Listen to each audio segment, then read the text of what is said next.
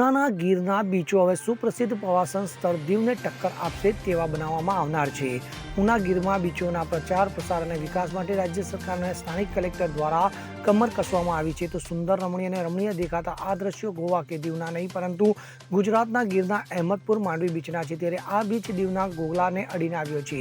દીવની હદ પૂરી થાય અને અહીંથી ગુજરાતના ગીરની હદ શરૂ થાય છે. ત્યારે હવે આ બીચ પણ દેશ અને દુનિયામાં પ્રવાસીઓનું આકર્ષણનું કેન્દ્ર બનવા જઈ રહ્યું છે. કારણ કે અહીં ગીર સોમનાથ જિલ્લા કલેક્ટરે મુલાકાત કર્યા બાદ સરકારને રજૂઆત કરવામાં આવી હતી અને આ બીચોને ડેવલપ કરવાનું બીડું ગીર સોમનાથ જિલ્લાના કલેક્ટર દિગ્વિજયસિંહ જાડેજાએ ઉઠાવ્યું છે. તો અહીં પર 3 દિવસ સુધી બીચ ફેસ્ટિવલનું આયોજન કરવામાં આવનાર છે, જે આગામી તારીખ 24, 25 અને 26 જાન્યુઆરીના રોજ આ બીચ ઉપર ફેસ્ટિવલ રંગારંગ તરીકે ઉજવાશે. ત્યારે સમગ્ર મામલે ગીર સોમનાથ જિલ્લાના કલેક્ટર દિગ્વિજયસિંહ જાડેજાએ જણાવ્યું હતું કે આપણે 24, 25 અને 26 જાન્યુઆરી ગુજરાત પ્રવાસન વિભાગ અને જિલ્લા વહીવટીતંત્ર ગીર સોમનાથના ઉપક્રમે આ જ જગ્યા ઉપર એટલે કે અહેમદપુર માંડવી બીચ ઉપર આપણે બીચ ફેસ્ટિવલનું આયોજન કરેલ છે.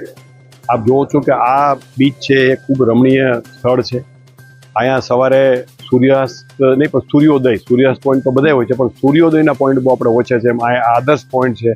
આપ દરિયાની અંદર અમારી જ્યાં ઓલરેડી લાયસન્સ આપેલી જે આપણી જે કંપની જે કામ કરે છે એની બોટમાં જઈને સૂર્યોદયનો આનંદ લઈ શકો.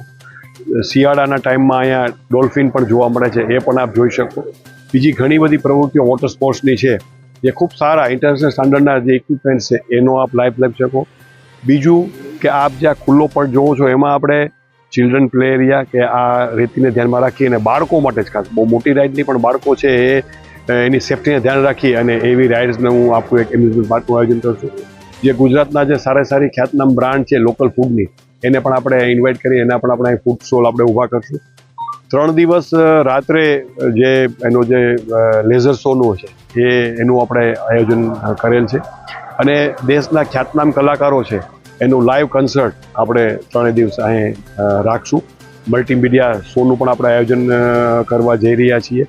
બીજું વિશેષ આપણે જે આપણા જે સ્થાનિક જે સમાજ કે ખારવા સમાજ છે એની પોતાની સંસ્કૃતિ છે, પછી આપણી યુનિવર્સિટી સંસ્કૃત યુનિવર્સિટી છે એની પોતાની આગવી ઓળખ છે, અહીંની જે કોલેજીસ છે એના વિદ્યાર્થીઓમાં જે છૂપું ટેલેન્ટ છે એ લોકોને આપણે પ્રમોટ કરી અને કાર્નિવલમાં આપણે રોડ ઉપરના તો બધા ફ્લોર જોયા હશે, ટેબલ્યુ જોયા હશે, પણ દરિયાની અંદર આપણે એ પહેલી વાર પ્રયોગ આપણે કરીએ છીએ કે દરિયાની અંદર આપણે જે આપણા માછીમાર સમાજની જે મોટી બોટ આવે છે એમાં ટેબલ્યુ બનાવી અને એને પેરેલલ રોડ ઉપર આપણા જે આ બાળકો મેં કીધું બીચ ઉપર એનું પરફોર્મ કરે એવું આપણે આયોજન કરવા જઈ રહ્યા છીએ. ત્યારે આ તબક્કે આપના માધ્યમથી આપણી પ્રદેશની જે આપણી જનતા છે, ગુજરાત સમસ્તને હું કહું છું અને બીજા પણ રાજ્યોમાંથી પણ લોકો પ્રેરણે અહીંયા આવે અને આ જગ્યાનો આનંદ લે અને આ જગ્યાનું ભવિષ્ય ખૂબ ઉજળું છે. ગુજરાત સરકારશ્રી નવા જ્યારે ટુરિઝમ સ્પોટ ડેવલપ કરવા જઈ રહી છે ત્યારે મને આશા છે કે આ જગ્યા ભવિષ્યમાં ખૂબ જ સુંદર વિકાસ પામશે. દીપક જોશી સાથે CN24 ન્યૂઝ, ગીર સોમનાથ. હવે જુઓ દેશ દુનિયાની તમામ ખબરો તમારી આંગળીના ટેરવે. ઉઠાવો મોબાઈલ અને Google Play Store પરથી ડાઉનલોડ કરો અમારી CN24 ન્યૂઝ મોબાઈલ એપ.